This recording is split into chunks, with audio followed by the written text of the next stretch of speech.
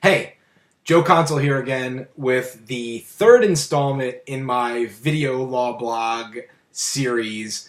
Last week we talked about the type of legal entity that you're going to be. Are you going to be an LLC or are you going to be a corporation? And today I wanted to just mention briefly what you need to do after you've made that decision. You decided to start a business. You've decided you want to be an LLC or a corporation. What do you do now?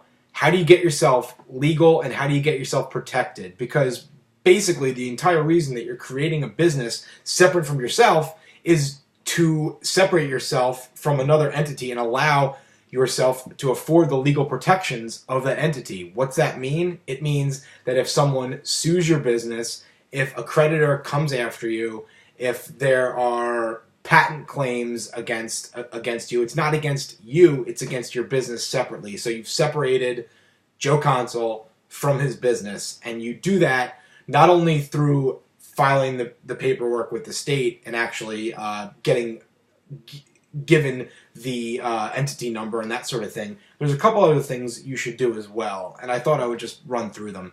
Basically, the first thing you need to do is file the right paperwork. If you're an LLC, you file a couple of different pieces of paperwork. If you're a corporation, it's a couple other different pieces of paperwork.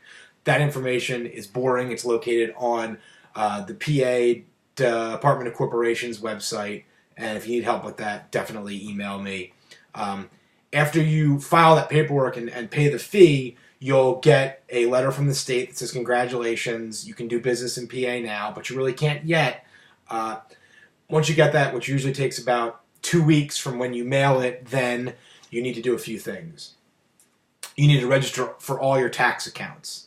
That's a tax account with the federal government, that's a tax account for the state of Pennsylvania, and that's a tax account for the city of Philadelphia.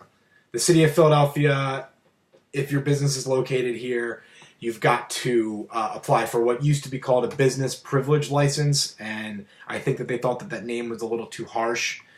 Giving you the privilege of doing business in Philly. Now they call it a commercial activity license.